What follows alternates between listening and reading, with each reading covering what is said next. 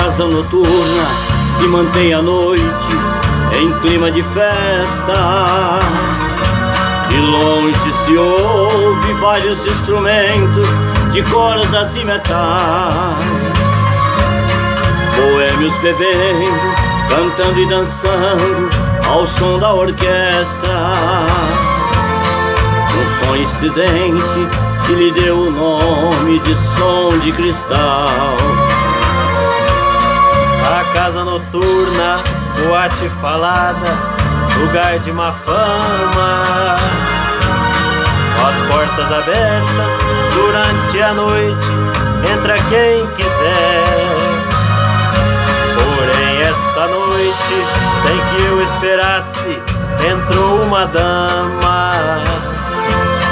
Fiquei abismado, porque se tratava da minha mulher. Ela se cansou de dormir sozinha, esperando por mim, e nesta noite resolveu dar fim à sua longa e maldita espera.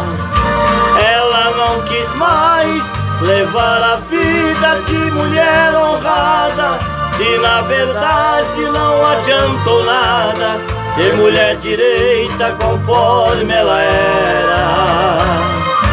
Ela decidiu abandonar o papel de esposa para viver entre as mariposas e fazer ponto naquele local. A minha vida, muito mais errante, agora continua. Transformei a esposa em mulher da rua, a mais nova dama do som de cristal.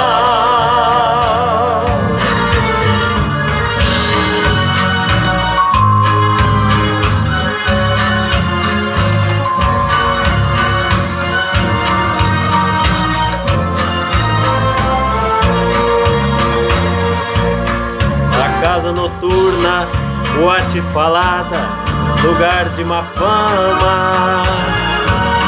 Com as portas abertas durante a noite, entra quem quiser. Porém essa noite, sem que eu esperasse, entrou uma dama. Fiquei abismado, porque se tratava da minha mulher.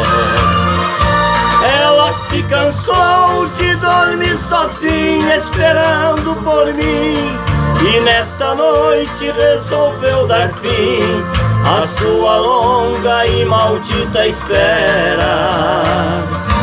Ela não quis mais levar a vida de mulher honrada, se na verdade não adiantou nada ser mulher direita conforme ela era.